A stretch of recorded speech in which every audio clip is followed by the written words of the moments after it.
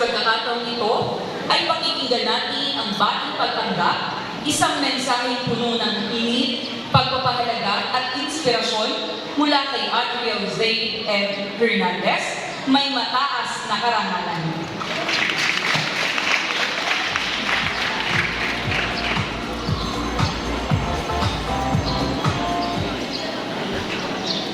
As we gather here today for our elementary graduation ceremony, I am overwhelmed with gratitude and warmth.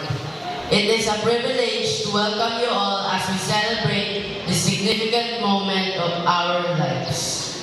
To our district supervisor, Dr. Julius M. Villlanes, to our principal 3, Dr. Carmen F. Valdoria, to our head teacher 3, Sir Landy R. Canapranca, to our dearest teachers, to our honored guests, proud parents, and fellow graduates, good morning.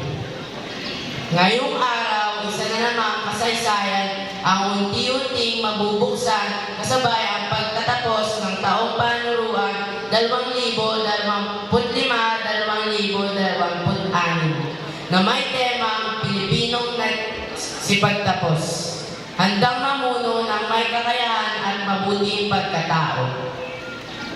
My dear fellow graduates, ito na ang panahon ng aking tagumpay.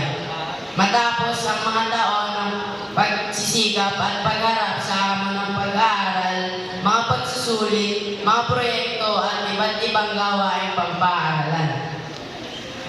Sa bawat araw na tayo ay nagpapatuloy sa ating paglalakbay, hindi lamang upang makamit ang mataas na marka, kundi mapalawak ang ating kaalaman at lumago bilang individual kung kaya't narito na tayo sa ating pagtatapos sa elementarya. Ang pagtatapos ay hindi lamang pagtatapos ng isang yugto, kundi simula ng bagong paglalakbay. Sa mga minamahal naming mga magulang, salamat po sa walang sawang pagmamahal at suporta. Kayo ang aming gabay at tagapagbigay inspirasyon. Sa kabila ng inyong mga pagod at sakripisyo, kayo ay laging nandyan upang kami suportahan.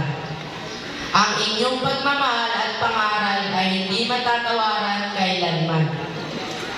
Hindi rin natin malilimutan ang mga guro na naging gabay at inspirasyon.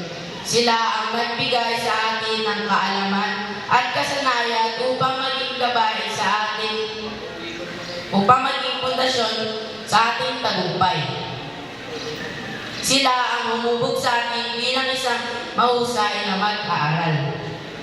Sa mga kapwa ko magsisipagtapos, lalo't higit sa ating mga naging kaibigan, salamat sa mga alaala at sa mga sandaling tayo ay nagkasama sa paaralan. Ang mga tawanan at tampuhan, pagsubok at tagumpay na ating pinagdaanan ay magiging bahagi ng ating alaala habang buhay. Tayo ay nagpatibay ng mga samahang hindi malilimutan. Maghihiwa-hiwalay man tayo ngayon, alam kong sabay-sabay natin mararating ang mataas na antas ng karunungan. Patuloy tayong mangarap, magsumikap at magbigay inspirasyon sa iba. I finally offer my thank you to God Almighty for showering blessings all through the years. Mahaba-haba pa po ang panahon na aming tatahakin upang tuluyan naming maabot ang aming mga pangarap. Kung kaya't pagbubutihin namin ang aming pag-aaral. Lahat ng kaalaman na aming natutunan sa ating sintang paaralan, Lopez West Elementary School, Building 1, ay aming pagyayamanin upang maging gabay sa aming kinabukasan at maging tangal ng aming mga magulang. Muli, sa ngalan po ng Batch 2026, malugod ko po kayong tinatanggap sa 112 na seremonya ng pagtatapos. Naway maging puno ng kagalakan at inspirasyon ang araw na ito. Congratulations to each and every one of us. We did it. Thank you very much.